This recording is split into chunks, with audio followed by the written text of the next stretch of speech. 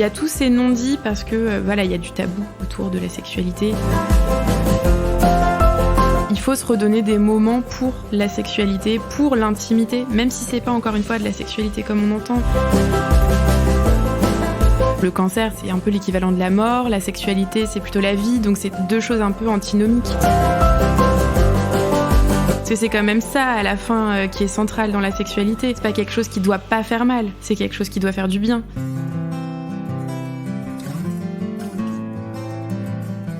Nous naissons princesses et nous devenons guerrières. Fermez les yeux. Ça vous parle ?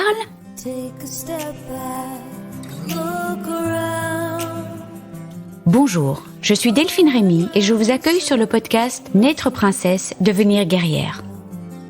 Vous entendrez ici des personnes inspirantes, des médecins, des philosophes qui, j'espère, vous feront du bien.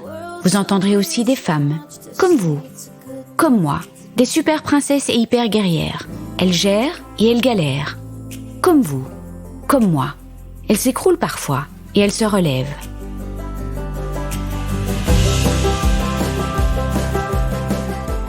Qu'est-ce que je suis contente d'être allée à Paris pour rencontrer Marion. Quand j'ai visualisé une interview de Céline Lazorte, la cofondatrice de l'application Résilience, et Dr Marion Opomerol, je me suis dit que ces deux femmes très engagées, je rêvais de les avoir sur le podcast. Et bien voilà, vœu réalisé. Céline est passée dans l'épisode 19 et aujourd'hui je suis heureuse de vous présenter Marion. Marion est gynécologue médicale à l'Institut Gustave Roussy et elle a une consultation en santé sexuelle. Qu'est-ce que j'aime bien cette association de mots ? Santé sexuelle, parce que ça fait partie intégrante de la santé, parce que la santé c'est un tout. Nous ne sommes pas retrouvés à Gustave Roussy mais dans son adorable appartement. Qu'est-ce que j'ai aimé enregistrer ce podcast parce que je sais qu'il va aider de nombreuses femmes. Qu'est-ce que j'ai aimé aborder ces thèmes encore trop tabous. Qu'est-ce que j'ai aimé la façon dont elle déculpabilise avec douceur.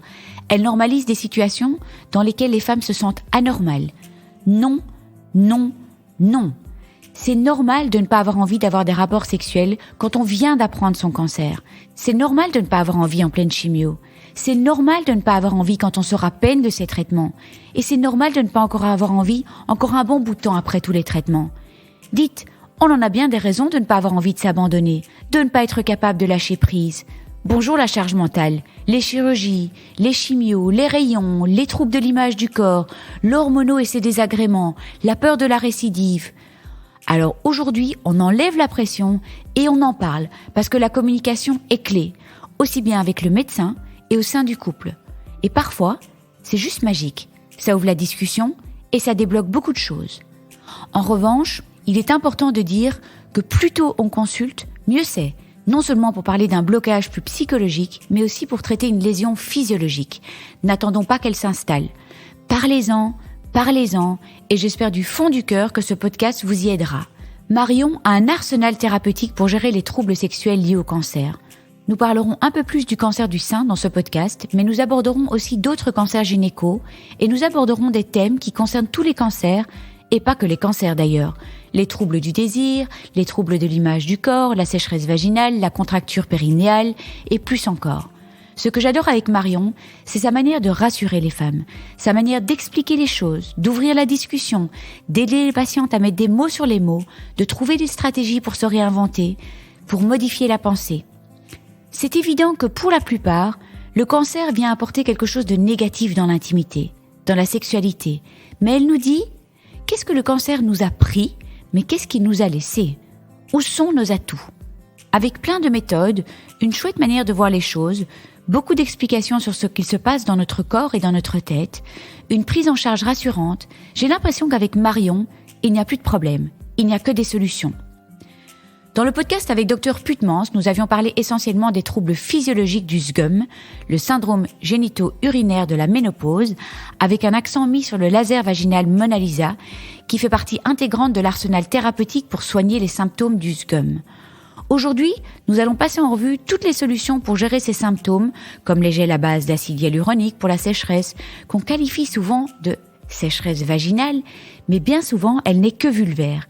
Et c'est pas du tout la même chose, ni la même manière de la gérer. Franchement, j'ai appris plein de choses. Et honnêtement, je pense que l'erreur est souvent commise. Nous allons parler des topics estrogéniques aussi. Nous allons aussi parler de tous les aspects psychologiques, le désir, les troubles du désir, le couple, la situation du couple avant le cancer, l'image du corps, les craintes, les non-dits, la sexualité autrement, l'intimité autrement, la modification de la pensée, la communication, l'importance de consacrer du temps à l'intimité et plus encore. Merci à Marion pour toutes ces infos qui valent de l'or. Merci à Marion de m'avoir accueillie chez elle. Merci à Marion pour sa douceur et son côté déculpabilisant qui fait tant de bien et qui bien souvent enlève un sacré poids sur le cœur, ouvre la discussion et débloque pas mal de nœuds. Allez, zou, bonne écoute et je vous embrasse bien fort. Bonjour Marion. Bonjour. Merci Marion d'avoir accepté de témoigner pour le podcast N'être princesse, devenir guerrière. Alors merci, en plus je trouve ça super sympa de m'accueillir chez toi.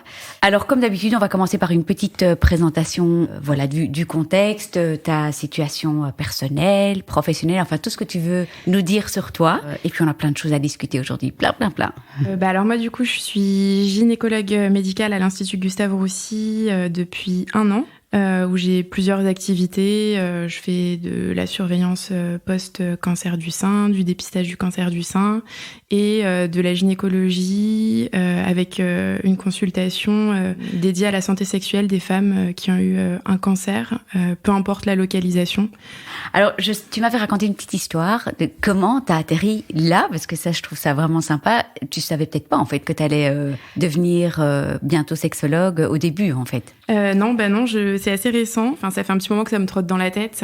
Quand je suis passée en 2e semestre d'internat à Gustave Roussy dans le comité de pathologie mammaire chez Suzette de la Loge, je me présentais comme l'interne de gynécologie. Je m'excusais un petit peu d'être là avec ces grands oncologues. Et en fait, les patientes, finalement, étaient assez contentes de me voir parce qu'elles me disaient « Justement, docteur, j'ai plein de choses à vous dire. J'ai de la sécheresse gynécologique, j'ai des douleurs. » Enfin, il y avait une vraie demande de ce côté-là, où je me suis retrouvée pas mal en difficulté parce qu'en fait, on n'est pas formé à tout ça. Et donc, je me suis dit qu'il y avait vraiment quelque chose à faire et quelque chose à creuser. Et donc, j'ai décidé de faire ma thèse sur ce sujet. On a étudié la communication entre les femmes atteintes de cancer du sein et les soignants au sujet de la santé sexuelle. J'aime bien comment tu utilises en fait santé sexuelle. Ouais. Le terme santé sexuelle et pas... pas sexologie. Oui, pas sexologie, je trouve ça. Ça veut dire que ça fait vraiment partie de notre santé aussi, en fait. Complètement. C'est dans la définition. Ça fait partie à part entière de la santé. En fait, quelles étaient les plaintes essentielles de toutes ces femmes ? Je dirais que la première plainte, c'est quand même les soucis de sécheresse des muqueuses et donc vulvo-vaginale. C'est la principale plainte. Alors, c'était déjà des femmes qui étaient sous hormonothérapie Oui, la plupart du temps. Ok, la plupart du temps sous hormonothérapie. Alors, je te propose de faire peut-être parce que si je t'ai invité aujourd'hui, c'est parce qu'on va parler aussi de tous les aspects psychologiques, parce que c'est vrai qu'on a fait un podcast sur la physiologie, mais on va en reparler. J'aimerais vraiment que tu en reparles parce que toi, tu vois que des patients du cancer. Donc voilà, tu as plus d'expérience dans ce domaine-là. Donc, qu'est-ce que tu penses de séparer ce podcast en deux? En fait, tu m'expliques avec des exemples aussi de ce que les femmes te disaient, les plaintes, et qu'est-ce que tu proposes comme solution aux problèmes physiologiques. Et puis on va aborder tout l'aspect psychologique que tu connais très bien aussi en plus. Donc, je commence par les aspects physiques. Oui, exactement.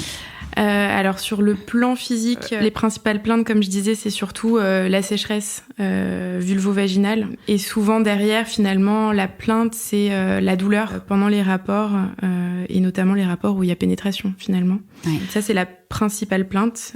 C'est des femmes qui ont ces douleurs-là à cause de la sécheresse, soit dû à nos traitements comme l'hormonothérapie, soit même chez des femmes jeunes qui n'ont pas d'hormonothérapie mais qui ont eu de la chimiothérapie avec les ovaires qui soit ne récupèrent pas tout de suite. Et donc dans un premier temps, comme ils sont un peu sidérés, il y a plus les sécrétions hormonales habituelles, et donc on peut aussi avoir de la sécheresse chez des femmes qui n'ont pas d'hormonothérapie mais que la chimio s'est impactée. Est-ce que tu peux en parler, parce qu'en fait on n'est pas du tout informé pendant la chimiothérapie que en fait la sécheresse est bien pire que pendant l'hormono, pendant la chimio, parce que les femmes ne sont pas au courant de ça. En fait, au moment de la chimiothérapie, il y a une action toxique qui est désiré pour détruire les cellules cancéreuses, mais Bien en fait sûr, ça détruit aussi les bonnes cellules et notamment les cellules ovariennes. En attaquant les ovaires, ça fait qu'il n'y a plus la sécrétion hormonale derrière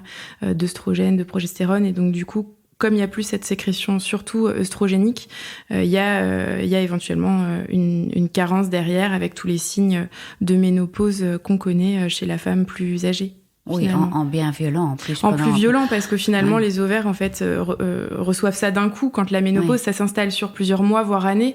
Là, c'est quelque chose qui se fait en quelques jours. Donc, c'est des symptômes d'autant plus gênants qui surviennent chez des femmes pas ménopausées. Et donc, c'est parfois très jeunes. Et en plus, de manière très brutale. Quoi. De toute façon, on n'a pas vraiment la tête à... à une sexualité épanouie pendant la chimio, mais je trouve que c'est vraiment important de rappeler, et pas de rappeler, de dire qu'il y a réellement ce problème de sécheresse vaginale pendant la chimio. Alors après, donc les plaintes physiologiques et ce que tu proposes à toutes ces femmes, et je sais pas si tu as aussi des exemples de comment elles en parlent. En fait, le but du podcast aussi, c'est permettre aux femmes d'en parler à leur médecin, de pas avoir peur. Il y a pas de tabou, et donc voilà. Il y a plein de solutions, et la première chose déjà, c'est que souvent, donc pour les femmes qui sont en couple, il faut pas oublier que ça se fait à deux. On est une équipe dans un couple, et donc déjà la première des choses, c'est la communication avec leur partenaire, parce que là on a dit que voilà, c'était peut-être pas la priorité, les rapports pendant la chimio ou en début de traitement, parce qu'on a vraiment la tête dans le guidon, on est dans les traitements, on veut survivre, c'est la priorité. Mais finalement, il y a quand même de l'intimité qui se joue à ces moments-là. C'est peut-être pas forcément la même sexualité qu'avant. C'est pas forcément des rapports comme on l'entend nous, avec la pénétration, toutes ces choses-là. Mais finalement, il y a quand même besoin de moments d'intimité, même si c'est se tenir la main devant un film ou si c'est s'embrasser. Il y a ce truc de complicité. En tout cas, qui peut quand passer on est par le toucher. Donc c'est déjà. Bien sûr, c'est hyper important.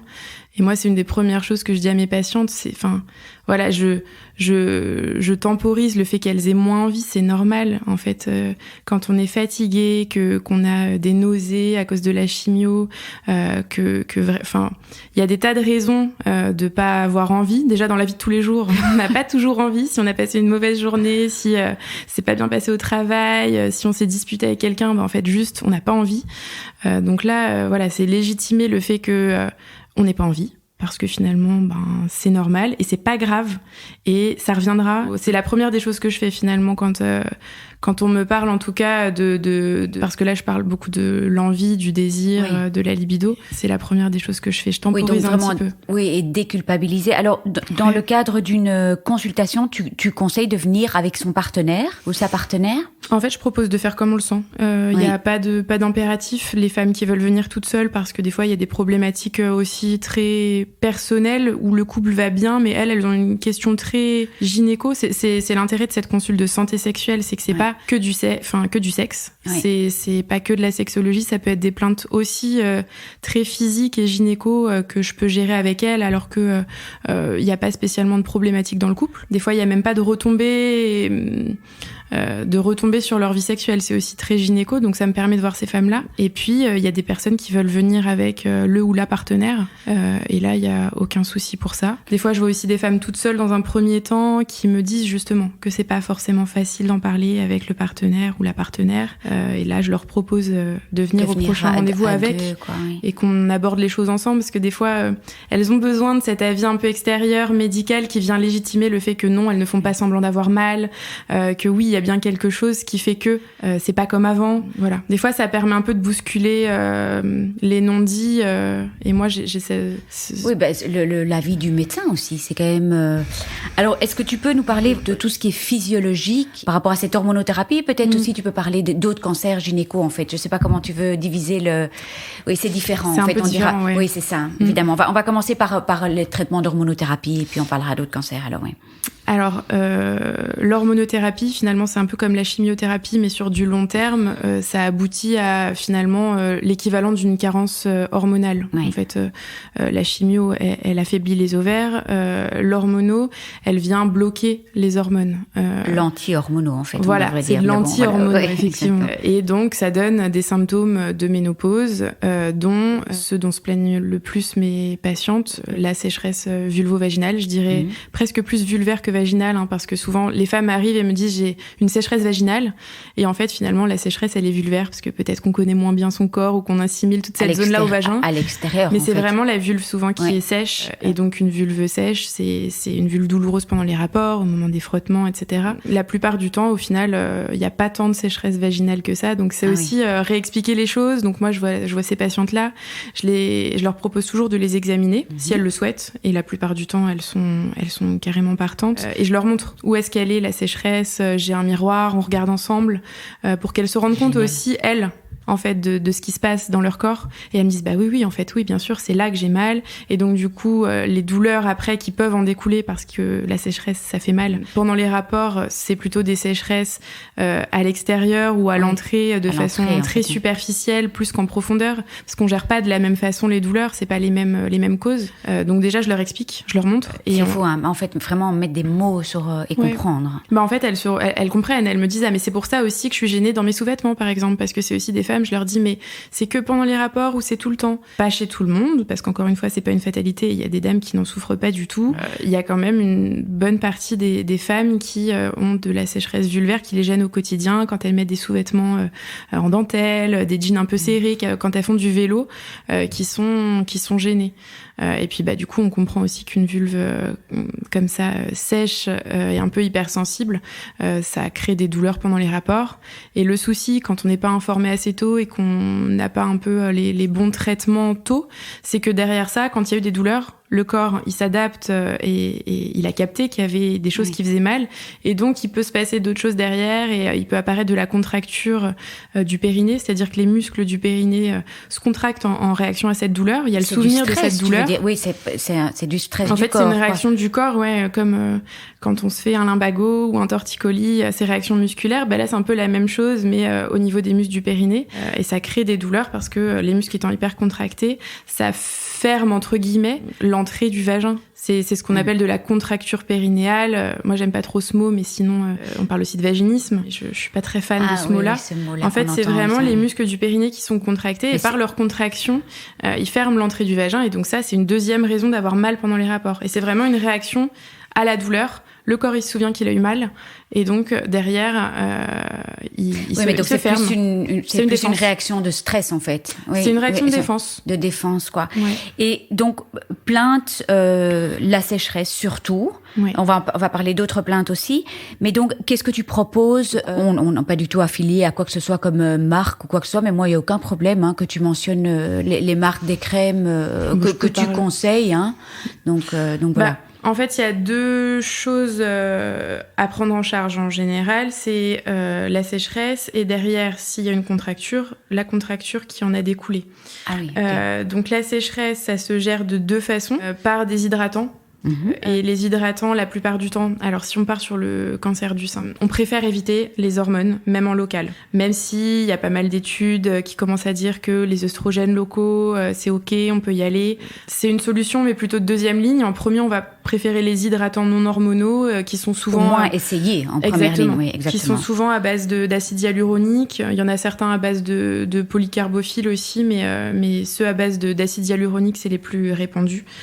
Et ça, c'est j'insiste sur le mot hydratant, qui viennent modifier les cellules. Ça les rend plus trophiques, en fait, plus hydratées. Ça vient vraiment les modifier. Et initialement, on fait des traitements un petit peu, on dit d'attaque, où moi je dis aux femmes, vous faites ça tous les jours pendant une dizaine de jours, et puis ensuite vous allez pouvoir espacer, parce que les cellules se modifient durablement. Et tu conseilles... Ah oui, donc il y a vraiment carrément une modification des cellules. Tu conseilles plutôt les ovules ou avec l'applicateur? Qu'est-ce que tu conseilles? Alors, en Belgique, c'est Mucogine, mais je sais pas si c'est la même chose ici. Alors, en fait, ça dépend, parce que là, les applicateurs et les ovules, c'est pour de la sécheresse vaginale. Ah, c'est pour l'intérieur. Et en fait, moi, la plupart de mes patientes, je ne leur donne même pas de traitement vaginal. C'est vraiment un problème vulvaire. Quand je pose un spéculum, elles ont un vagin qui est très bien hydraté. Donc, en fait, je donne des crèmes vulvaires. Le mucogène dont tu parlais, qui sont les mêmes, en fait. Exactement. Oui, mais qu'on les met à l'extérieur. Une crème peut faire les deux. Ça aussi, il faut bien le dire. Faut pas demander aux femmes d'acheter la crème vulvaire et la crème vaginale. C'est quand même un peu du marketing. Et ça coûte cher. Ça coûte cher. Crèmes, donc, on peut faire les deux avec une seule des crèmes. Le mucogène, par exemple, il existe effectivement en ovule pour la sécheresse vaginale, parce qu'on comprend bien que les ovules pour la vulve, ça marche pas. Et il existe aussi mais ça, en crème. Mais ça, on n'est pas informé, hein. Donc, bah non. Moi, j'ai des patients qui arrivent et qui me disent, non, mais docteur, mais là, ça marche pas les traitements, et en fait, je les examine, c'est une sécheresse vulvaire, et elles mettent des ovules. Donc, je leur dis, bah oui, vous hydratez votre vagin, mais la sécheresse est vulvaire. Donc voilà. Donc c'est des traitements la plupart du temps en crème ou en gel vulvaire. Si besoin, je donne aussi aux femmes de l'application vaginale si je vois qu'il y a un bénéfice à le faire. Ça, c'est pour le quotidien. Ça vient vraiment changer les choses au quotidien et donc forcément améliorer aussi les rapports parce qu'on a une meilleure hydratation à ce moment-là. Et en plus de ça, je suis vraiment très pour les lubrifiants au moment du rapport sexuel. Et là, à base d'eau, à base de silicone, peu importe. Il y en a énormément à base d'eau. Donc c'est vrai que je travaille beaucoup avec à base d'eau. Là où il faut faire attention, c'est les lubrifiants plutôt avec des corps gras. Le souci, c'est quand il y a l'utilisation de préservatifs parce que certains, ça les rend poreux en fait. Donc c'est plus ça le souci. Mais finalement, pour des femmes qui sont en couple depuis longtemps ou qui utilisent plus tout ça, qu'elles utilisent le lubrifiant qui leur convient finalement. Mais alors, on est bien d'accord qu'en fait, ces crèmes à base d'acide, ça va soigner. Donc c'est pas juste pour c'est pas juste momentané, quoi. Évidemment, le lubrifiant est momentané, mais là, ça va vraiment changer les cellules et soigner et renourrir. C'est finalement comme l'acide qu'il y a dans le visage, quoi. C'est comme les fillers. Oui, c'est ça, où ça améliore la texture. En fait, c'est ce que j'explique aux femmes. Je leur dis, voilà, au long cours, pour de la vraie modification sur le long cours, il y a les hydratants. Et en plus de ça, pour le rapport sexuel, en ponctuel, il y a le lubrifiant qui, lui, pour le coup, a une action simplement mécanique. Ça glisse, ça dure 5, 10, 15 minutes. Éventuellement, il faut en remettre. Ça fait juste glisser, ça ne modifie pas les cellules, mais ça rend le rapport plus sympa. Et ça fait qu'il n'y a pas les frottements qui peuvent éventuellement venir créer des douleurs. Créer des douleurs. Alors, tu parlais de la contracture. Ça, tu soignes ça autrement ou en fait, finalement, s'il n'y a plus de sécheresse, tout s'arrange Alors, ça dépend de la contracture. Quand j'examine les femmes, finalement, je recherche cette contracture-là. Quand je vois que c'est assez léger, je me dis qu'on peut déjà... C'est quelque chose qui se voit, en fait ? La contracture. Qui se teste avec au toucher vaginal, en fait, on teste les muscles. Et en fait, si je vois que c'est très léger, des fois, j'en parle même pas aux femmes. Je me le note moi et je me dis on verra si jamais. Mais la contracture, ça veut dire que ça reste contracté et ça se. Ouais, on sent les muscles en fait du périnée qui sont comme des cordes tendues, un peu qui sont hyper tendues. Donc soit je me dis que que c'est léger et j'en parle pas forcément, ou alors je leur dis bon, il y a un peu ça, mais on va voir déjà avec le fait de réhydrater comment ça se passe. Tu déstresses, ouais. Soit je me dis oulala. Ça va peut-être pas passer tout seul parce qu'en plus des fois il y a aussi des histoires d'avant. Hein.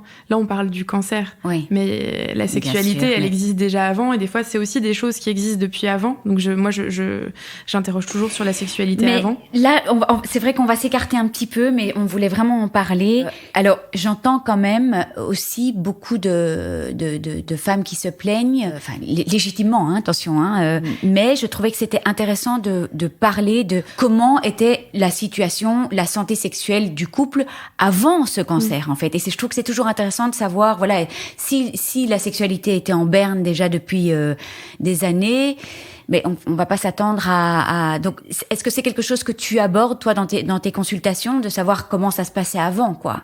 Oui, c'est hyper important de savoir comment c'était avant pour savoir d'où on part, en fait. Oui. On peut pas tout changer. Accuser cet hormono, en fait. Exactement. Moi, j'essaye quand même de dédiaboliser l'hormono. En fait, on essaye de tout mettre sur le dos de l'hormono, mais ça fait du bien. ça donne une raison. Ça fait du bien, oui. C'est sa faute, ça va plus, c'est depuis le cancer, c'est comme ça. Ça permet de trouver un coupable finalement tout désigné, là où c'est parfois un peu plus dur de dire bah oui, peut-être que c'est compliqué aussi avec mon mari ou ma femme depuis plusieurs années, où le désir n'était plus là, ou voilà, si le désir est plus là, qu'on n'a plus envie, bah derrière, quand on n'a pas envie, bah ça peut créer des douleurs aussi. Enfin voilà, il y a plein de choses. Donc oui, moi le cancer ne vient rien arranger en fait. Non, Mais il vient rien arranger, mais il y a des patientes aussi qui gardent une sexualité épanouie pendant le cancer. Enfin, c'est pas une fatalité tous ces troubles-là. Donc encore une fois, la sexualité c'est plein de choses, l'intimité c'est plein de choses, et donc c'est vrai que le cancer vient apporter la plupart du temps quand même quelque chose de négatif. Ça fait peur, on a peur pour sa vie, tout le statut dans le couple est remis en question. Enfin, il y a des tas de choses qui se modifient, mais il y a pas que ça. Et il y a des femmes, malgré le cancer, qui gardent une sexualité épanouie, parce qu'il y a une bonne communication dans le couple, qui se réajustent, qui redécouvrent des choses. La sexualité, ça évolue tout le temps, c'est hyper riche. Et en fait, il y a plein de choses à tester. Mais oui, et une sexualité peut-être différente aussi, parce que Bien finalement, sûr. on parle toujours de cette pénétration, mais il y a tellement moyen d'avoir, comme tu disais, une intimité autrement. Bien sûr. Est-ce que c'est quelque chose dont tu discutes aussi éventuellement avec le couple? Bon, c'est vrai qu'on saute d'un sujet à un autre, mais c'est pas très grave. On n'avait pas fini de parler de la contracture du périnée. Oui, voilà. Continuons. De la kiné. Continuons, vas-y. Bah justement, pour la kiné, enfin pour la contracture du périnée, quand je vois que c'est quelque chose d'assez important, je donne de la kiné de relaxation du périnée. Ah, et ça se passe comment en fait? En fait, c'est des séances avec des kinés formés à ça. Oui. Donc j'adresse, je donne pelvien, quoi. En fait. Voilà, c'est de la kiné pelvienne. Un peu dans le même principe que la rééducation du postpartum. Oui. Bah là, ça va être de la kiné pour apprendre à se relaxer. Il y a une partie qui se fait par du toucher, par le kiné, et une partie avec sonde. Et en fait, ça permet de se rendre compte de quand est-ce qu'on contracte, quand est-ce qu'on relâche. Parce que c'est des femmes souvent qui sont contractées tout le temps et qui se rendent plus compte qu'elles sont contractées. Elles ont plus la notion de cette hypercontraction et de sensation. Exactement. Plus, quoi. De recontrôler quand est-ce qu'on veut contracter et quand est-ce qu'on veut relâcher, parce que souvent c'est un peu une perte de cette commande, et ça se travaille bien. Très et ça bien, fonctionne bien. Alors, autre plainte aussi, donc sécheresse, douleur. Qu'est-ce qu'il y a d'autre aussi? Sur le plan physique, je dirais que c'est les deux principales choses. Problème urinaire. Ça arrive, ça va avec la sécheresse gynéco finalement, parce que c'est le même environnement, et c'est le même épithélium quasiment entre l'épithélium urinaire et vulvo-vaginal. Donc finalement, moi, quand je propose à mes patientes des traitements locaux, je leur dis de pas hésiter à vraiment mettre bien sur la vulve, et notamment au niveau de l'urètre. Parce qu'alors du coup, ça rentre au niveau de en fait, ça vient l'urètre. aussi modifier ces cellules-là. Et en fait, de par la carence hormonale, les symptômes urinaires qui vont en découler, ça peut être un petit peu de brûlure au moment où on fait pipi. Ça donne un petit peu des symptômes comme une infection urinaire. Oui, ou alors une envie ou fréquente. Des envies fréquentes. Alors ça, c'est plutôt exactement. Interne. Alors là, peut-être que les ovules, pas vraiment. Oui. Non, parce que les ovules, c'est dans le vagin. Oui, c'est ça. Donc c'est pas le même conduit. C'est pas oui. Un petit cours de gynéco ici, mais parce que finalement cette vessie a besoin aussi d'œstrogène en fait. Exactement. C'est vraiment toute la même zone. Alors on va passer à quoi maintenant en fait? Le versant peut-être un peu plus psychologique. Le versant un petit peu plus psychologique. Ah oui, on va pas oublier de parler beaucoup des troubles de l'image du corps aussi en fait. Hein, mais tu avais dit que tu voulais parler de ça aussi, donc voilà. Je te laisse commencer où tu veux. Non, mais en fait c'est ça. C'est si on devait parler des principales plaintes psychologiques, ça serait la baisse de désir et les troubles de l'image du corps. La plupart du temps, c'est pas pour ça que les femmes me sont adressées. Elles sont souvent adressées pour une plainte très mécanique, la sécheresse, les douleurs. C'est souvent la première plainte, en fait, la raison pour laquelle elles viennent ou pas? Plainte dite, mais dans les plaintes cachées, parce qu'après, moi, du coup, derrière, je pose des questions. J'essaye d'aborder un peu tous ces autres sujets, et c'est vrai qu'il y a la plainte mécanique en premier, ensuite les troubles du désir en second, et l'image du corps, c'est pas pour ça qu'on me les adresse, mais finalement quand on creuse et qu'on discute, il y a souvent, et notamment vraiment dans le cancer du sein, plus que, en tout cas pour l'instant, les femmes que je vois dans les autres cancers et les cancers gynéco, il y a un vrai impact sur l'image corporelle. Et très sincèrement, peu importe l'âge, que ce soit les patientes que je vois qui ont 30 ans ou celles qui en ont 60 ou 70, il y a eu un impact sur leur image corporelle, voilà, entre la chirurgie qui peut avoir laissé des asymétries, des cicatrices, les variations de poids dû au traitement qu'il y a eu, la chimio, l'hormono. Oui, et réellement, cette mutilation aussi qui peut être vécue comme mutilation de la féminité, quoi. Donc, c'est vraiment tout ce travail-là de ce qu'on appelle féminité nous, de ce que dans la société actuelle, de ce qui fait la féminité. Donc, les cheveux qu'on perd pendant la chimio, la poitrine qui est censée être symétrique, et qui là est souvent asymétrique après nos traitements. Il y a toutes ces choses, la silhouette qui se modifie au fur et à mesure des traitements aussi. Et c'est tous ces symboles de la féminité comme on l'entend nous dans notre société, qui sont un petit peu chamboulés par nos traitements. Et en fait, les femmes me disent mais je j'arrive pas à redevenir celle d'avant. Je ne me reconnais plus. Je me reconnais plus. Je suis plus la femme d'avant. Et du coup, c'est un vrai travail à faire sur ça et sur un espèce de deuil de cette image d'avant. Oui, d'accord, avant c'était comme ça, effectivement. J'entends, qu'est-ce que le cancer vous a pris, mais qu'est-ce qu'il vous a laissé ? Ils sont où vos atouts ? Comment on peut les faire ressortir ? Qu'est-ce que vous aimez chez vous ? C'est un vrai travail pour modifier un petit peu le sens de la pensée où on est toujours focalisé sur ses défauts. Et où sur ce qu'on a perdu. Sur ce qu'on a perdu et qu'on va pas forcément retrouver. Et voilà, il y a un vrai travail, un travail de prise de recul sur, je leur dis, mais il faut vous voir dans votre globalité aussi.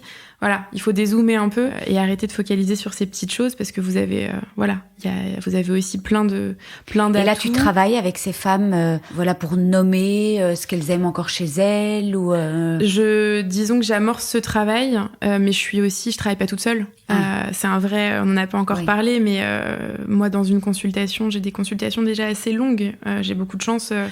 J'ai des consultations de 45 minutes juste sur ce sujet-là, ce qui est quand même hyper précieux quand on est souvent pressée à l'hôpital et pourtant je peux quand même pas tout aborder, j'examine les femmes donc finalement je m'entoure aussi beaucoup d'autres professionnels. Exactement.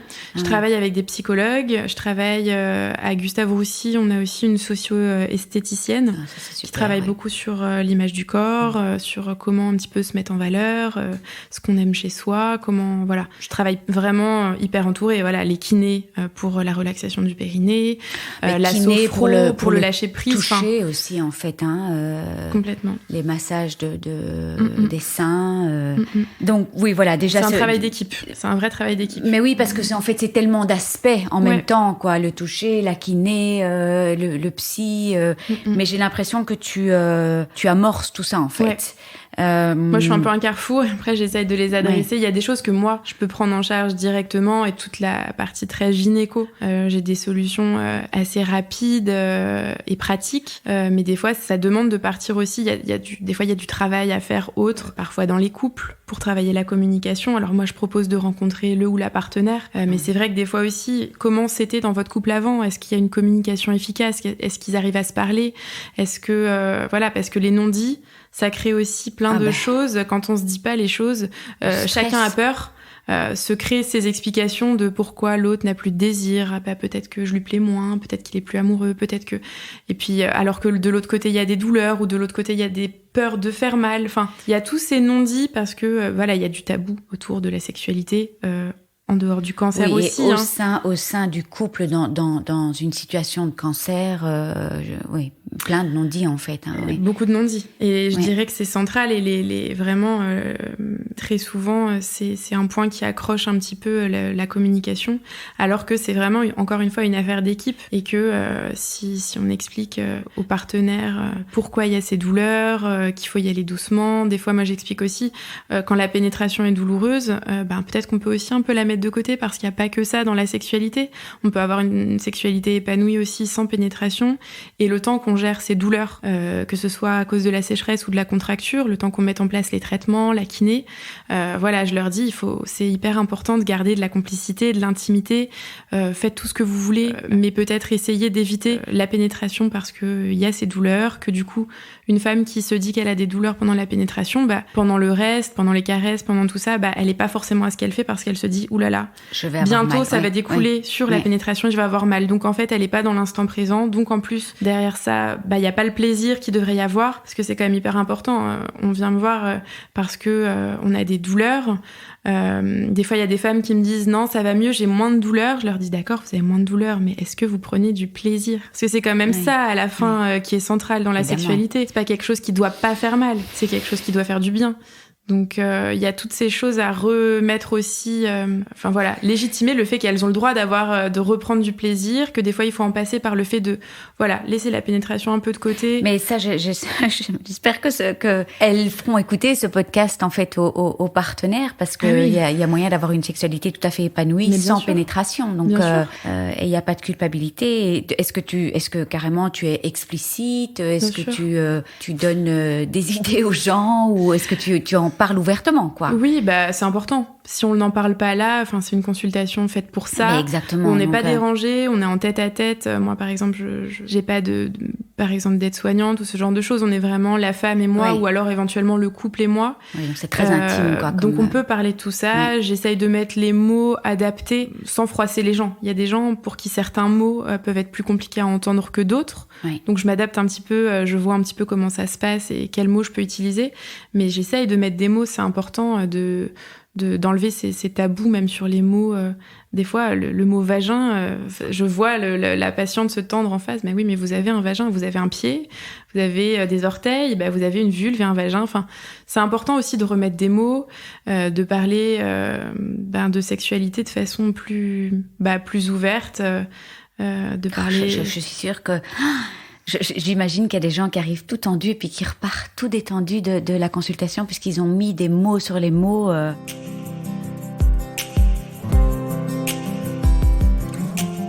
Alors, les troubles du désir, c'est assez fréquent, voire même c'est quasi, je vais pas dire quasi permanent, mais voilà. C'est une plainte assez fréquente. Encore une fois, j'essaye de prendre du recul sur ce que me disent les femmes, parce que finalement, elles arrivent et elles me servent sur un plateau. J'ai plus de désir depuis que je prends l'hormonothérapie, ou j'ai plus de désir depuis que j'ai mon cancer. Et donc ça, c'est tout un travail de... Bon, d'accord. Mais je te coupe, je suis désolée, mais en fait, c'est assez logique que quand on s'est pris 3 tonnes dans la figure, qu'on a eu peur de mourir, enfin, peut-être pas pour tout le monde, mais qu'on a été mutilé, qu'on est passé par des opérations, qu'on est épuisé, qu'on a eu cette chimio, c'est assez logique de ne plus avoir de désir.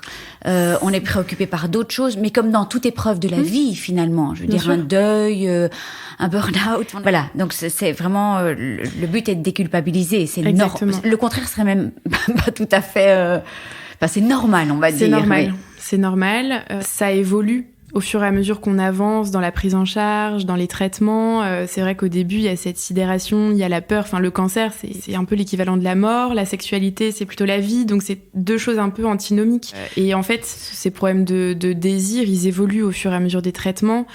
C'est vrai qu'au tout début, on n'a pas envie de tout ça. Voilà, on a peur pour sa vie, on est dans les traitements. Voilà, il faut survivre, c'est la première des choses. Encore une fois, il y a toute une modification qui s'installe aussi dans la vie perso, à la maison.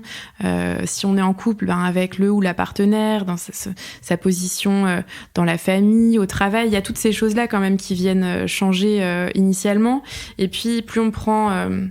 je vais pas dire du recul, mais plus on avance dans les traitements, plus on s'éloigne du diagnostic, et plus ça revient quelque chose d'important, parce que la sexualité, l'intimité, en fait, plus je dirais, avant tout, parce que vraiment, on parlait tout à l'heure de se tenir la main, de passer des moments complices, etc. Ça redevient quelque chose d'important. Encore une fois, je dirais même que ces aspects-là, parfois, sont aussi importants dès le début. Pendant la chimio, il y a des femmes, le soir, c'est bon de pouvoir se retrouver dans les bras de la personne avec qui on est. C'est du soutien aussi. Alors, c'est juste que ça change au fur et à mesure des traitements, et qu'ensuite, on retrouve une intimité comme on pouvait entendre, comme on pouvait avoir avant les traitements. Mais voilà, je leur dis que c'est normal. Que c'est pas une fatalité, que ça va revenir, qu'elles ont toutes les raisons de moins avoir envie, parce qu'encore une fois, c'est ce qu'on disait tout à l'heure. Après, après un deuil, après quelque chose, un gros événement de vie, ou même après une mauvaise journée, quand on est fatigué, en fait, on n'a pas envie, on n'a pas la disponibilité d'esprit. Mais c'est pour... ça, on n'est pas capable de s'abandonner parce que en c'est fait, finalement on n'a pas ça, le lâcher prise, nécessaire, quoi. parce que voilà, il y a toute cette charge mentale de je dois me battre, je dois faire ça, et on n'a pas cette disponibilité-là, mais ça va revenir, et puis ça se travaille. Parce que c'est pareil, là aussi, je leur dis, mais c'était comment avant ? Est-ce que vous aviez tout le temps envie avant ? Parce que on enjolive un petit peu la vie d'avant, on la sublime. Avant, c'était génial. Mais vous êtes sûr ? Comment c'était ? Est-ce que vous aviez envie tous les jours ? Parce que des fois, c'est ça, c'est non, mais j'ai moins envie. Oui, d'accord. Mais avant, c'était comment ? Et en fait, elles se rendent compte que c'était pas tout le temps avant non plus, parce que moi je compare un peu ça à l'appétit, on n'a pas tout le temps faim, et puis c'est pareil, on n'a pas tout le temps envie de manger les mêmes choses, donc du coup je leur dis voilà, la sexualité ça évolue, ça se réinvente, là vous avez moins de désir, mais dans la vie, même sans un cancer, on peut avoir moins de désir quand ça fait longtemps qu'on est en couple, qu'il y a éventuellement une routine qui s'est mise en place. En fait, la sexualité, c'est pas tout le temps le feu. C'est pas le feu des débuts chaque matin. Ça se travaille, ça s'entretient. Il y a tout. Enfin voilà, il y a tout ce moment où on discute avec la femme de relancer un peu les choses. Je leur dis voilà. Il faut se redonner des moments pour la sexualité, pour l'intimité, même si c'est pas encore une fois de la sexualité comme on entend, mais se refaire une soirée à deux où on programme ce moment. Prendre le temps, en fait. Prendre le temps. Et programmer. Je trouve que c'est important. Cette notion de prendre rendez-vous.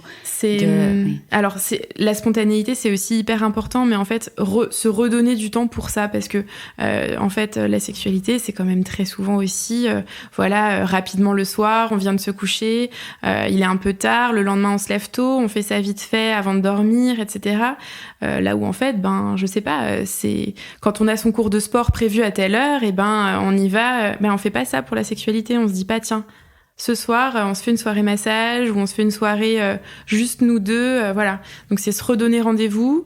Je réutilise aussi les choses qu'elles aiment. Je leur dis mais voilà, dans vos expériences, est-ce que vous avez des souvenirs de moments vraiment sympas et qu'est-ce qu'on peut piquer de ce moment-là pour relancer un peu les choses.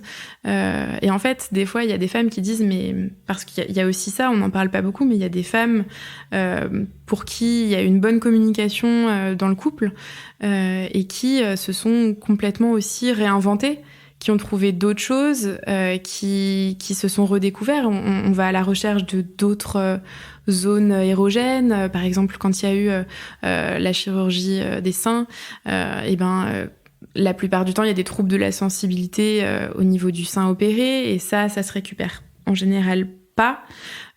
Or, c'est une zone érogène, donc il y a des femmes qui me disent mais moi j'ai perdu cette zone-là, mais j'en ai trouvé d'autres. En fait, c'est aussi se redécouvrir, comme des ados qui découvrent la sexualité. En fait, il y a moyen de redécouvrir des choses parce que ça évolue tout le temps. Il y a des choses qu'on aimait plus jeune et qu'on aime plus maintenant, qu'on aime maintenant et qu'on n'aimait pas avant. Voilà, c'est repartir à la recherche de ce qu'on aime. Je leur dis vraiment faites vos ados, quoi. Alors, bon, moi, je vais faire un petit peu l'avocat du diable, mais comment est-ce que tu aides c'est pas l'avocat du diable, mais en fait, mais comment tu fais avec une femme qui est vraiment, qui n'a vraiment plus du tout envie, qui est... en fait, quand je t'entends comme ça, c'est vrai que j'imagine qu'il y a tous des poids qui se lèvent, les choses sont nommées... la femme doit vraiment se détendre en entendant, en mettant des mots sur les mots, mais vraiment quand il y a des personnes qui ont plus du tout envie, qui sont complètement enfermées à ça, j'imagine que venir peut-être avec son partenaire, parce qu'en fait, je dis plein de choses en même temps et après tu rebondiras là-dessus, mais dans mon groupe de soutien, j'entends souvent des femmes qui ont plus du tout envie, mais j'entends aussi souvent il y a des hommes qui sont pas du tout compréhensifs. Parfois, la situation est loin, quoi. Oui. Ça arrive. En fait, moi, la première chose que j'interroge, c'est d'accord, vous avez plus envie, mais comment vous le vivez ? Parce que en fait, voilà, ça, c'est intéressant aussi. Enfin, est-ce que vous avez un manque ? Est-ce que c'est un problème en fait ? Est-ce que c'est un problème pour vous ? Il y a des femmes qui n'ont plus cette envie-là. Enfin, c'est comme tout. On peut ne pas avoir envie d'avoir une vie sexuelle finalement. Enfin, tant qu'on est bien comme ça, il faut qu'on ait la sexualité qui nous va, sexualité ou asexualité. Et en fait, les femmes, si elles me disent, moi, j'ai aucune gêne de ce côté-là, et j'adore les autres moments que je passe avec mon ou ma partenaire. On a plein d'intérêts en commun, on fait des tas de choses. Je suis hyper heureuse comme ça. Je n'ai aucun manque de ce côté-là. On se tient la main, on a quand même des moments complices, on est proches, on est hyper... Enfin, voilà. Oui, donc si c'est pas un problème pour le couple, voilà, il y a pas de... Si c'est pas un problème pour le couple, n'allons pas créer des problèmes où il y en a pas. Quand il y a la femme qui ne ressent pas de soucis de ce côté-là, mais que le ou la partenaire a, pour le coup, des envies, c'est déjà plus compliqué. Oui. C'est plus compliqué parce que là, on va chercher... des espèces de compromis entre ce que la femme veut et ce que le partenaire veut. Alors là, je propose de les recevoir ensemble aussi. Et puis tout le travail, évidemment, avec les autres. C'est ça. Toute l'équipe pluridisciplinaire pour essayer de trouver une solution. C'est pas la même, c'est pas le même, enfin, c'est plus compliqué. C'est sûr, une femme qui n'a plus cette envie-là, mais qui a peur de perdre son ou sa partenaire à cause de ça, c'est pas le même travail. Oui. Donc ça va être essayer de retrouver des choses qui lui plaisaient quand même à travers ça, de discuter aussi avec le ou la compagne des attentes aussi. Enfin là, ça va plus être un travail à faire à deux. Et à ce moment-là, j'hésite pas à travailler avec les psychologues, etc. Pour pas sortir de ma compétence, quoi. Oui, mais je trouve que c'est important que tu parles aussi voilà, il y a des couples qui sont tout à fait bien aussi, avec une vie sexuelle en berne, ou avec d'autres choses, ou voilà, donc pour déculpabiliser en fait les gens qui nous écoutent aussi. Alors Marion, j'ai une petite question pour toi. Est-ce qu'il y a maintenant d'un point de vue physiologique, en fait, s'il y a plus de vie sexuelle, plus de pénétration, on va dire, est-ce qu'il y a une atrophie qui peut s'installer ? Je dirais que donc l'atrophie, elle va résulter du fait qu'il y ait la carence hormonale. Donc une femme qui a cette carence, qui n'a pas de rapport sexuel, mais qui utilise des traitements locaux, elle va entretenir finalement la trophicité, c'est-à-dire la souplesse des tissus, l'hydratation des tissus, même sans avoir de rapport sexuel avec pénétration. Donc là, tu conseilles en fait d'utiliser quand même ces crèmes pour entretenir. Bien sûr. Mais finalement, c'est comme quand on hydrate sa peau, quoi, tout simplement. Exactement. La peau du visage. Exactement. Donc c'est un entretien, prendre soin de son vagin, mais c'est vraiment. Ouais, de son vagin, de sa vulve. Enfin, c'est vraiment. Moi, j'explique un peu aux femmes, j'ai cette... je leur dis, la vulve, c'est une muqueuse. Fragile, très fragile, qui normalement est lubrifiée en continu. Il y a un film protecteur et avec nos traitements, il peut y avoir la perte de ce film protecteur. Or, toutes les autres muqueuses, la bouche, les yeux, tout ça c'est fermé. On peut fermer la bouche, on peut réhydrater, on ferme ses yeux. Les muqueuses à l'intérieur du corps, elles sont protégées. Là, la vulve, en fait, elle est toujours en contact avec l'extérieur et donc elle est tout le temps un peu agressée. Donc, c'est un vrai travail au quotidien de recréer ce film. Et notamment par les traitements au long cours. Et donc ça permet vraiment de garder une bonne santé vulvaire et vaginale quand il y a aussi de la sécheresse vaginale. Après, bien sûr, quand on est en couple et qu'il y a possibilité d'avoir des rapports sexuels avec pénétration, c'est un petit plus aussi. Ça permet aussi de garder de la souplesse des tissus. C'est pas grave si on n'a plus ces rapports avec pénétration, si on est célibataire et qu'il n'y a pas tout ça, il faut voilà, hydrater régulièrement et en général, ça se passe très bien. Ça se passe bien. Oui. Est-ce que tu peux nous parler de ces gels en fait des crèmes hormonales? Je sais que tu as dit que voilà, c'est assez controversé. Je sais qu'il y a des hôpitaux qui sont plus en Belgique aussi. Il y a des hôpitaux qui sont contre, des hôpitaux. J'imagine que c'est aussi du cas par cas. La santé mentale aussi des femmes, si vraiment ça aide énormément. Est-ce que tu peux en parler? Bon, de toute façon, ce podcast, c'est pas pour dire prenez ça ou prenez pas ça. On discute. Oui, c'est ça, c'est informer. En fait, pour refaire rapidement un petit point, finalement, en premier, on va proposer des traitements non hormonaux, locaux non hormonaux. C'est ces hydratants dont on parlait tout à l'heure. Et quand ça fonctionne pas, en deuxième intention, on va proposer les traitements locaux hormonaux, même chez les femmes qui ont des cancers hormonodépendants. Leur utilisation, elle va dépendre des centres, c'est ce que tu viens de dire. Dans les recommandations, on peut les utiliser en deuxième intention après un cancer du sein. Simplement, ça va être une discussion à avoir avec l'oncologue et la patiente. Si vraiment on n'arrive pas à gérer les choses avec du non hormonal, on peut tenter de l'hormonal. Là, c'est des choses à base d'œstrogènes et de dérivés. Il y a un très très faible passage systémique en fait dans la circulation générale. C'est ça qui fait qu'on peut les utiliser. Et c'est vrai que c'est très efficace. Par l'effet de l'hormonothérapie aussi? Non, parce que c'est très local. Oui, c'est très local. Donc ça a l'action juste qu'il faut, où il faut, avec un moindre passage dans le sang. Alors moi j'ai l'impression qu'il y a de nouveau une mauvaise information avec ces crèmes, parce qu'en fait on les met dans le vagin, mais si la sécheresse est au niveau vulvaire, il faut les mettre à l'extérieur. Ouais, elles existent en vulvaire aussi. Il y a des crèmes, il y a des ovules et des crèmes. Les ovules, mais on comprend bien que c'est que pour le vagin. Non, c'est d'autres traitements que ceux dont on a parlé tout à l'heure, avec des hormones. Oui, mais en fait, finalement, une qu'on peut mettre dans le vagin, on peut le mettre à l'extérieur aussi, de nouveau. Oui. Alors, en Belgique, on a le Blicel, mais je sais pas si en France... Nous, ici, on utilise aussi beaucoup tout ce qui est colpotrophine. Enfin, on a d'autres traitements comme ça, un peu... Mais c'est bien de savoir que ça existe, que c'est une conversation à avoir avec le gynécologue, la gynécologue ou l'oncologue, ou les deux. Que c'est remboursé. Ça, c'est remboursé, Parce que c'est vrai que le souci, c'est que ces traitements non hormonaux qu'on met en premier ne sont pas remboursés et que c'est vrai que ça coûte cher. Donc je dis à mes patientes, voilà, soit ça vous le commandez sur Internet, soit vous allez dans les grosses parapharmacies pour les payer moins cher. J'essaye de donner aussi un petit peu des échantillons, donc je me suis mis en contact avec pas mal de labos pour que les femmes puissent essayer les choses avant de les acheter. C'est bien de pouvoir tester et de se dire ça nous convient avant. Et en fait, en deuxième intention, on peut utiliser les traitements hormonaux qui, eux, pour le coup, sont remboursés. Et est-ce que, par exemple, un traitement hormonal, c'est quelque chose que tu conseilles sur le long terme, ou peut-être ça peut résoudre le problème à court terme, ça peut résoudre le problème, mais on n'en a plus besoin? C'est ce qu'on essaye de faire, en fait. Le traitement hormonal, quand on doit passer par là parce que le reste fonctionne pas, on le met quelques mois et on réévalue. En fait, est-ce qu'on arrive à passer un cap? On va parler de cap. Est-ce qu'on arrive à passer un petit peu un moment comme ça où vraiment on n'arrivait pas à gérer différemment? Si ça fonctionne bien, on peut laisser ça quelques mois, voire plus. On réévalue régulièrement l'indication à le continuer. Oui, tout à fait. Mais là, depuis tout à l'heure, tout ce qu'on discute là, c'est pour les cancers hormonodépendants.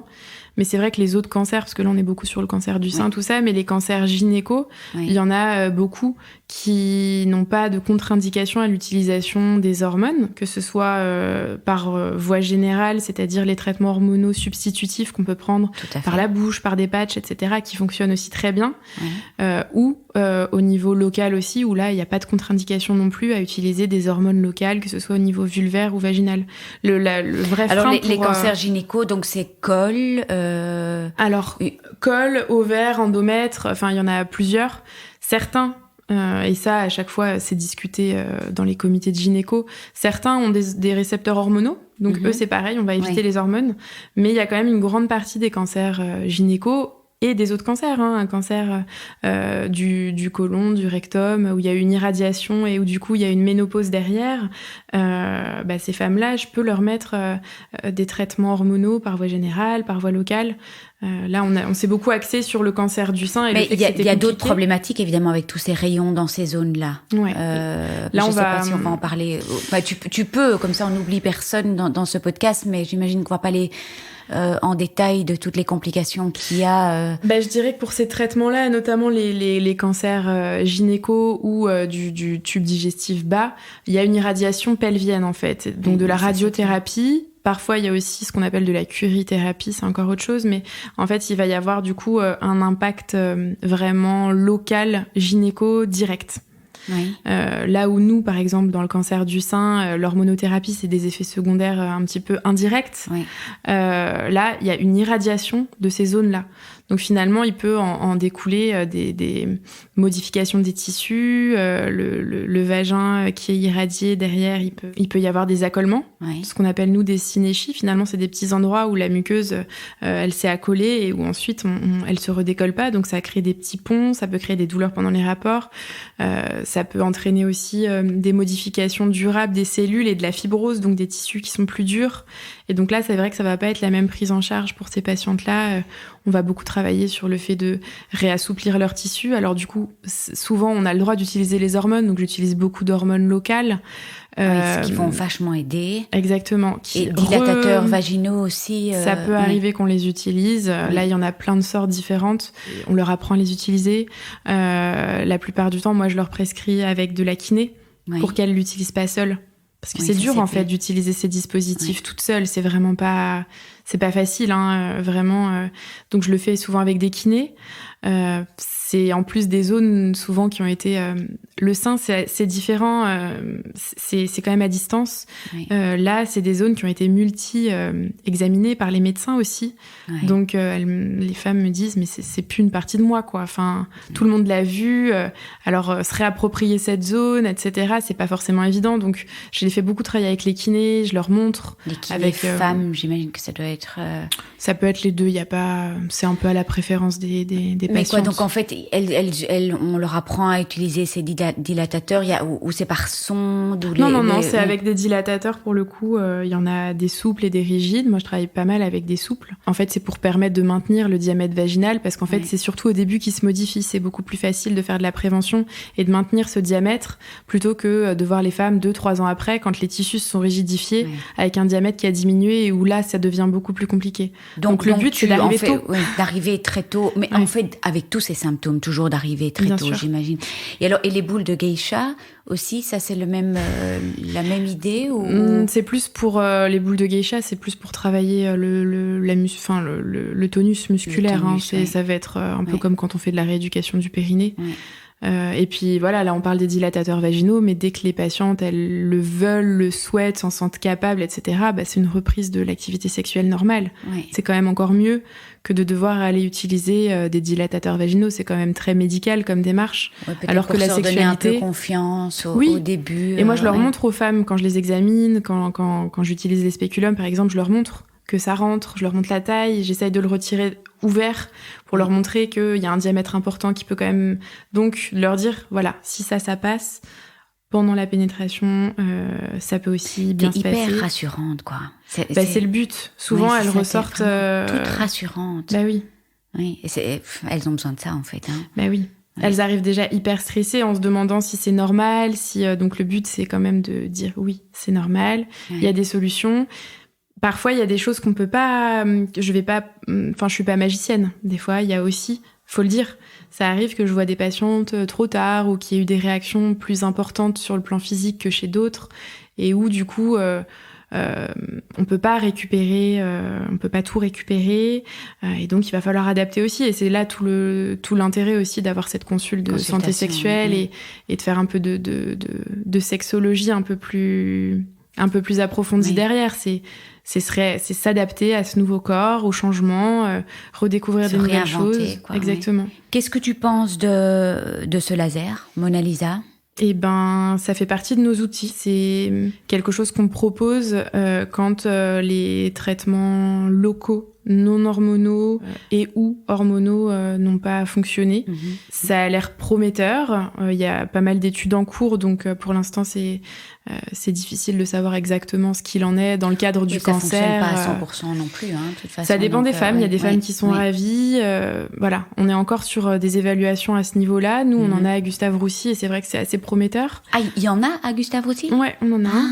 Donc on fait des études dessus. Tout est... il y a des études en cours à Gustave Roussy. Ouais, ça c'est bien. On veut évaluer justement son intérêt. Et puis on parle de laser vaginal, mais c'est aussi du laser vulvaire. En fait, il y a une pièce à main. Il y a aussi en fait, c'est des pièces à main, et donc certaines ont une morphologie pour faire du laser vaginal et d'autres pour faire du laser vulvaire. Donc, sur la même machine alors? Ouais, en fait. Simplement on change les pièces pour faire les soins. Bah voilà, mais ça j'apprends quelque chose. Mais voilà, c'est un outil, c'est hyper encourageant et c'est bon de l'avoir dans notre arsenal thérapeutique, mais c'est pas magique. Souvent, donc en général c'est 3 séances. Nous par exemple à Gustave Roussy c'est 3 séances espacées d'1 mois. Et ensuite éventuellement on fait des séances d'entretien 1 an après s'il y a besoin. Et c'est possible qu'il y ait plus que 3 séances aussi? En général, on fait 3 séances. Ça suffit pour... Ouais, sur 3 mois. Donc, mais c'est bien. Donc, mais en fait, à Gustave aussi, ils l'ont acheté, j'imagine, aussi pour faire toutes des études et voir un petit peu... Exactement. Et puis pour faire en sorte que ce soit pris en charge. Pris en charge, parce que c'est un vrai coût. En ville, c'est hyper cher. Oui. Mais voilà, c'est pas magique. Souvent, les femmes, elles ont besoin à côté de garder des hydratants non hormonaux en plus. En plus, oui. Donc voilà, c'est bien. C'est prometteur, mais il faut qu'on... Mais c'est-à-dire que c'est formidable, c'est encore un outil en fait, de se dire qu'il y a plein de solutions pour le physiologique, il y a évidemment toutes les solutions dont tu as parlé pour tous les aspects psychologiques. Mais c'est bon à entendre pour les femmes en fait, parce que souvent elles arrivent là en se disant que c'est une fatalité et que leur vie intime est... Que c'est foutu. Oui. Et en fait je leur dis mais non, il y a plein de solutions pour un peu tout, et si ça marche pas, il y aura ça, même dans tous les traitements locaux qu'on a, il y en a plein. On va trouver votre rythme, c'est de la cuisine. Hein. Je fais jamais la même chose avec 2 patientes. Voilà. Oui. Donc on va trouver. Il y a des solutions physiques, il y a des solutions aussi plus dans le psycho et le relationnel. Elles sortent de là un peu, c'est vrai, un peu plus légères. Elles arrivent du coup, souvent elles reviennent, elles me disent du coup, comme je suis venue vous voir, j'ai dit à mon conjoint ou ma conjointe que j'avais eu ce rendez-vous-là, et en fait ça a ouvert un peu les choses. Oui, j'ai eu une consultation de santé sexuelle, et donc l'autre se dit ah bon, mais pourquoi, ou de quoi vous avez parlé, et ça ouvre la discussion un peu sur le versant médical. Encore une fois, ça leur donne cet appui derrière pour ouvrir la discussion avec l'autre. Enfin voilà, souvent déjà après un rendez-vous, ça débloque. Ça débloque. Oui. Elles disent en fait le fait d'en avoir parlé, de se dire que c'est normal, que ça arrive, voilà. Là où ça faisait des mois qu'on se disait mais je suis pas normale. Voilà. Comme quoi, communication avec le médecin, communication avec le partenaire ou la partenaire. Alors, ça fait, je pense, déjà 1 heure qu'on est en train de parler. C'était passionnant. Quels sont tes rêves et comment est-ce que tu aimerais bien clôturer ce podcast? Alors, mes rêves, j'en ai plein. Non, sur le plan professionnel, c'est vrai qu'il y a énormément de choses à faire, donc j'ai plein d'idées. Après, il faut aboutir les projets. Là, on travaille beaucoup avec une de mes patientes sur la rédaction d'un livret pour accompagner les femmes qui ont eu un cancer gynéco, qui ont eu de la radiothérapie pelvienne, de la curithérapie, voilà, pour les accompagner au fur et à mesure des étapes. C'est de créer du support pour accompagner les femmes au plus tôt et pour dire que c'est normal. En fait, quand quelque chose nous arrive et qu'on sait que ça peut arriver, pas que ça va arriver, parce qu'encore une fois, là on parle de tout ça depuis tout à l'heure, mais il y a des femmes qui n'auront pas de problème d'intimité. Donc voilà, c'est juste pour que si ça arrive, on sache que c'est normal, que ça peut arriver. Prendre les choses à temps, quoi. Oui. Exactement, que c'est pas une fatalité, qu'il y a des solutions. Ça permet de consulter plus tôt avant qu'il y ait éventuellement des lésions plus difficiles à prendre en charge qui s'installent. C'est comme tout, plus on arrive tôt, mieux c'est. Donc ce que j'aimerais, c'est qu'on développe des choses pour accompagner les patientes au plus tôt. Et qu'il y ait pas mal de support sur tout ça. Oui, et lever les tabous, en parler. Lever les tabous. Oui, mais ça bouge, ça bouge, et merci les réseaux sociaux, et merci toutes ces choses-là, parce que ça lève un peu certains tabous. Et oui, énormément de comptes maintenant sur Instagram. Bien sûr. Bon, alors sur la sexualité beaucoup, un peu moins sur cancer et sexualité, mais merci en tout cas pour tous ces beaux programmes. Et puis formidable de se dire quand même que dans un centre de lutte contre le cancer, il y a une consultation de santé sexuelle. Vous êtes peut-être le premier centre, parce que c'est pas. Il y en a quelques-uns, mais c'est vrai qu'on n'est pas assez nombreux. Je pense qu'il y a une vraie demande. Et que ça devrait faire partie des soins. En fait, c'est un soin de support, la santé sexuelle, tout comme psycho, la prise en charge de la douleur. Prendre en charge la santé sexuelle, c'est un vrai soin de support. On s'y met, ça commence à bouger, il y a des choses prometteuses, on en parle de plus en plus. Voilà, maintenant, il faut réussir à faire des choses peut-être un peu plus concrètes. Et c'est tout le but Mais toi, finalement, tu vas peut-être te retrouver à faire ça toute la journée, non? Il va y avoir une demande, oui. Hein. C'est vrai qu'à terme, ça serait sympa de pouvoir faire de plus en plus. Il y a une vraie demande, mais c'est important de rappeler aussi que toutes les femmes n'auront pas forcément besoin de cette consultation parce qu'il y a aussi des ressources et ça serait le but d'avoir ces ressources bien en amont. Oui. On peut aussi gérer les choses soi-même avec un peu du bon contenu, des choses parce qu'on va tout chercher sur Internet. C'est génial Internet et en même temps c'est très dangereux. Donc avoir des bonnes ressources pour trouver des solutions, parfois ça suffit et il y a beaucoup de femmes qui n'auront pas du tout besoin d'aller dans des consultations plus spécialisées là-dedans. Donc c'est important de le dire aussi. Tout à fait. Par exemple, un podcast, ça peut débloquer beaucoup de choses, t'entendre comme tu es rassurante. Et en tout cas, je te remercie. Vraiment, c'était vraiment super de venir jusqu'à Paris pour t'interviewer, chez toi, dans ton petit cocon. Et vraiment, mille merci. Et je suis sûre que ce podcast va aider des milliers de femmes. Ça, j'en suis certaine. J'espère. Et merci 1000 fois. Je t'en prie. Je vous remercie de tout cœur de nous avoir écoutés. N'oubliez pas de vous abonner si vous souhaitez recevoir les notifications des prochains épisodes. Et puis si vous avez apprécié cet épisode, ça me ferait vraiment très plaisir que vous me laissiez une bonne note, comme à l'école, 5 étoiles, et peut-être même un commentaire ou un partage sur les réseaux sociaux. Parce que c'est grâce à vos étoiles, vos commentaires, vos partages que le podcast pourra aider plus de femmes encore, et c'est tout ce que je souhaite. Donner ou redonner espoir, se serrer les coudes toutes ensemble, partager nos joies, nos peines et célébrer toutes les princesses et guerrières de ce monde. Si vous désirez vous aussi partager votre histoire, n'hésitez pas à me contacter via le blog Cancer je gère, cancer-je-gère.blog. Il y a des instructions pour le partage de témoignages. Et puis je vous embrasse tous et toutes très très fort. Prenez soin de vous et on se retrouve la semaine prochaine. Gros bisous.